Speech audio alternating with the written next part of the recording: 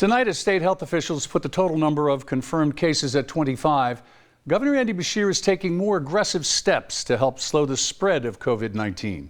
And he acknowledges these steps could seriously disrupt people's lives, especially parents. Mike Valenti continues tonight's big story at 11.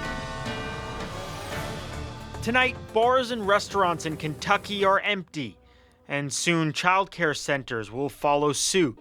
Governor Andy Beshear announcing today that childcare centers across the state must close by Friday, with a specific exemption made for healthcare workers. Folks, we have to have every nurse, doctor, everybody in that healthcare system that is essential for treating people ready, willing, and able to go to work if we see the increase in cases that we expect. The governor says he recognizes this will place a heavy burden on parents, but it could also be tough on kids who live in unstable households. If you're a church that serves these kids, if you are a group out there where this is your mission, look for all the things you can do to support our most vulnerable during this time. Beshear also shed light on a conference call this morning with the president, who reportedly urged governors to try getting their own medical supplies, like ventilators and masks.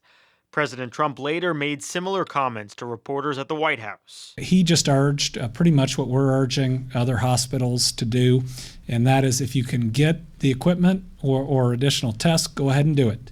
Don't wait on our approval. But when you do it, you got to use good judgment on how we deploy those resources.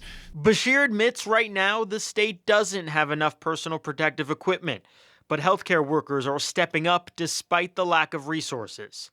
Another example, he says, of the resilience of Team Kentucky. In Frankfort, Mike Valenti, LEX 18 News.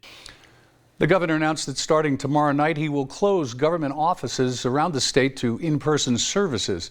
He's also closing the Capitol to the public, but the legislative session will continue.